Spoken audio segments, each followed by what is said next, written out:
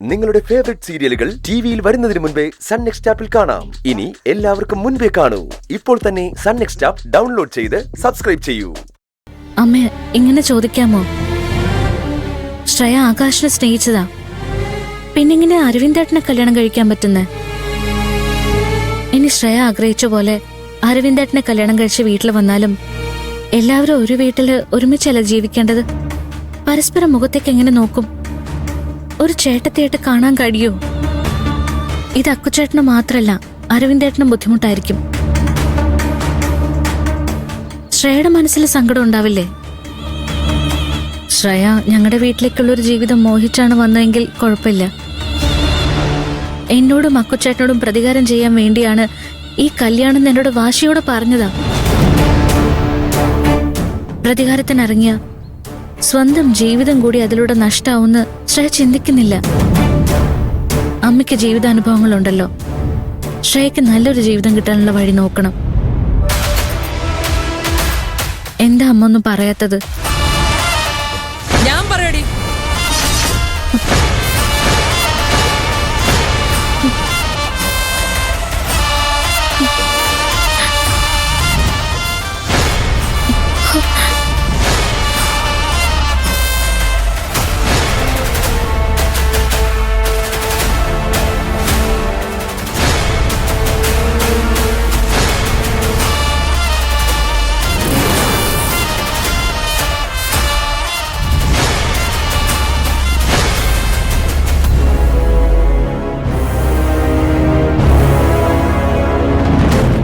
എടി ഐശ്വര്യം കെട്ടവളെ, ഇവിടെ കേറി വന്ന് എന്റെ മോനെ കുറിച്ചും അവന്റെ ഭാര്യയാകാൻ പോകുന്ന ഈ പെൺകുട്ടിയെ കുറിച്ചും അനാവശ്യം പറയാനുള്ള ചങ്കുറ്റ എവിടുന്ന് കിട്ടിയടി? മനസ്സ് നിറയെ അസൂയം കുശുമ്പും അഹങ്കാരം കൂടെ കുത്തി നിറച്ചും എന്റെ മോന്റെ ജീവിതം ഇല്ലാതാക്കാൻ നോക്കിയാലുണ്ടല്ലോ നിന്നെ. ആ എനിക്കറിയാടി, എന്റെ മോന്റെ ജീവിതം തൊലയ്ക്കാൻ നീ ഏത് വഴി സ്വീകരിക്കുമെന്ന്. അഹങ്കാരി. അമ്മായി വിചാരിക്കുന്ന പോലെയല്ല.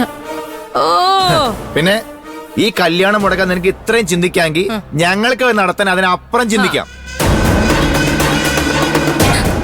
മുദ്രപത്രത്തിൽ ഞാൻ ഒപ്പിടുന്ന പ്രതീക്ഷയിലാണെന്നല്ലോ നീ അവനും. എടി തുണിക്കച്ചവടക്കാരി, എന്റെ കാല് പിടിച്ച് കാര്യം നടക്കില്ലെന്ന് മനസ്സിലായപ്പോ മറുതന്ത്രവുമായിട്ട് ഇങ്ങോട്ട് വെച്ചു പിടിച്ചു. കൊള്ളാടി, നിന്റെ അടുത്തടവെന്ന് അറിയാനാ നീ വന്നപ്പോ ഞങ്ങൾ മാറിയുന്നത്. പറഞ്ഞതെല്ലാം ഞങ്ങൾ കേട്ടു. അയ്യോ, നിന്നെ കണ്ടൊരു പാവായിട്ട് തോന്നും, ദേഷ്യം പോലും വരില്ല. അരവിന്ദേട്ടാ, തെറ്റായ ഒരു തീരുമാനത്തെ പറഞ്ഞു ബോധ്യപ്പെടുത്താൻ വന്നതാ ഞാൻ. അതിലെനിക്ക് ഒരു കുറ്റബോധവും ഇല്ല. ഞാൻ സംസാരിച്ചതെല്ലാം മാറി നിന്ന് കേട്ടതിലും എനിക്ക് സന്തോഷമേ ഉള്ളൂ. ഞാൻ പറഞ്ഞത് നിങ്ങളും മനസ്സിലാക്കിയാൽ എനിക്ക് അതിലേറെ സന്തോഷാവും. നിർത്തടി. നിന്റെ ബാലമാമനുണ്ടല്ലോ, ഈ കല്യാണത്തിന് സമ്മതിച്ച് മുന്നിൽ നിന്ന് നടത്തി തരാന്ന് പറഞ്ഞിരിക്കുക. മാഷിനെ ധിക്കരിച്ച് നീ നിന്റെ ഭർത്താവ് കൂടെ ചേർന്ന് അടുത്തൊരു പണിയായിട്ട് വന്നിരിക്കല്ലേ? എടി, എനിക്ക് അറിയാൻ മേലാഞ്ഞിട്ട് ചോദിക്ക, എന്റെ മോന്റെ ജീവിതം നശിപ്പിച്ചിട്ട് നിനക്ക് എന്ത് കിട്ടാനാ? അരവിന്ദേട്ടന്റെയും ശ്രേയയുടെയും ജീവിതം നശിച്ചു കാണാൻ ആഗ്രഹമില്ലാത്തതുകൊണ്ടാ. എന്തോടി നിന്നെ? അമ്മേ, റിലാക്സ് റിലാക്സ്. അതെ, നീ വന്ന് ഉപദേശിച്ച് എന്റെ മോളുടെ ജീവിതം നന്നാക്കേണ്ട കാര്യമൊന്നുമില്ല.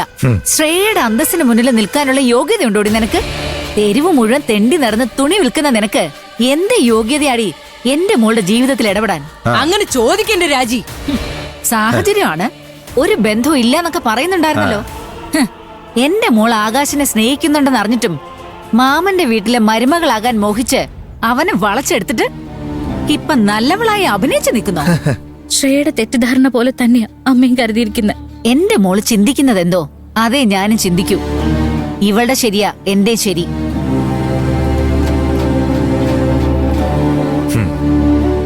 ഇവളൊരു തീരുമാനമെടുത്താ അതിനെന്റെ എല്ലാ സപ്പോർട്ടും ഉണ്ടാവും.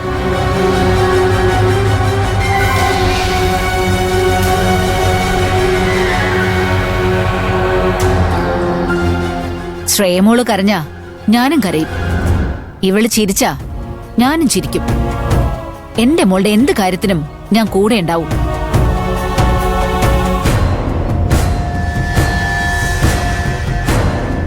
അരവിന്ദനെ കല്യാണം കഴിക്കാൻ ഇവൾ ആഗ്രഹിച്ചിട്ടുണ്ടെങ്കിൽ അത് ഞാൻ നടത്തിയിരിക്കും.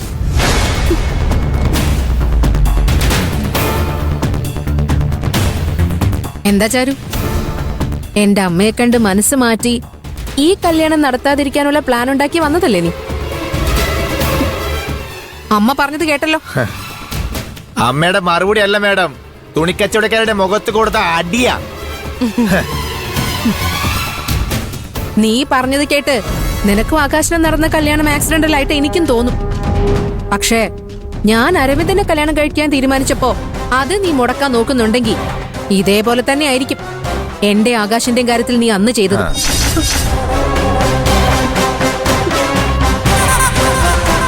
എന്റെ അമ്മ പറഞ്ഞത് ശരിയാ. നീ ഇത്രയും ദൂരം കഷ്ടപ്പെട്ട് വന്നതല്ലേ, ഒരു കാര്യം കേട്ടിട്ട് പൊയ്ക്കോ. ഈ കല്യാണം നിന്റെ ബാലമാമന്റെ സമ്മതത്തോടെയും അനുഗ്രഹത്തോടെയും നടത്തി ആ വീട്ടിലേക്ക് മരുമകളായി വന്ന് നിന്റെ ബാലമാമനെ കൊണ്ട് തന്നെ നിന്നെ ആ വീട്ടിൽ നിന്ന് അടിച്ചിറക്കും ഞാൻ.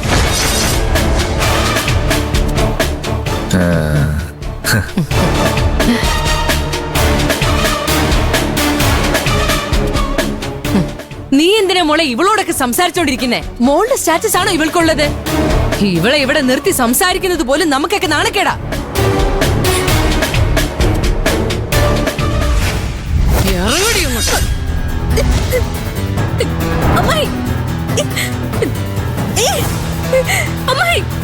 ഇറങ്ങാൻ.